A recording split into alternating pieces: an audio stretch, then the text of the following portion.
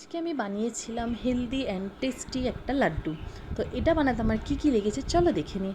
কুমড়োর বীজ, সূর্যমুখীর বীজ, চীনা বাদাম, ছোলা, সাদা তিল, ফ্লেক্স সিডস, মাখানা আর কাজু বাদাম।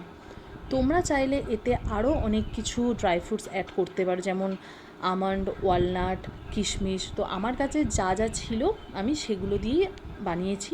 আর একটা নিয়েছিলাম খেজুর। আর এর পাকটা বানাতে আমি গুড় নিয়েছিলাম। তোমাদের কাছে যদি গুড় না থাকে বা তোমরা যদি গুড় দিতে না চাও, খেজুরের পরিমাণটা একটু বেশি দিতে হবে যাতে লাড্ডুর মতো পাকটা আসে। তো চলো কীভাবে আমি বানিয়ে নিয়েছিলাম। প্রথমে সব সিডসগুলোকে ভালো করে কড়াইতে একটু নেড়ে চেড়ে নিয়েছিলাম।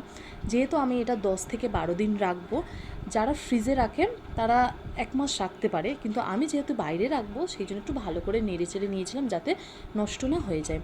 তারপরে ভালো করে এটাকে মিক্সারে ব্লেন্ড করে নিয়ে একদম মিহি করিনি, জাস্ট হালকা একটু মিহি করে নিয়েছিলাম।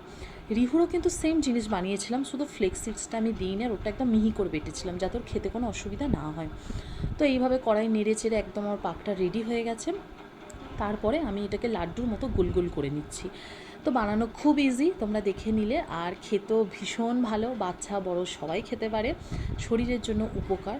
তো আজকের রেসিপি তোমাদের কেমন লাগলো তোমরা জানিও, আর বাড়িতে বানিয়ে দেখো, সত্যি খুব ভালো লাগবে। আমার তো ভীষণ ভালো লেগেছে। তো চলো দেখা হবে নেক্সট ব্লগে। টাটা।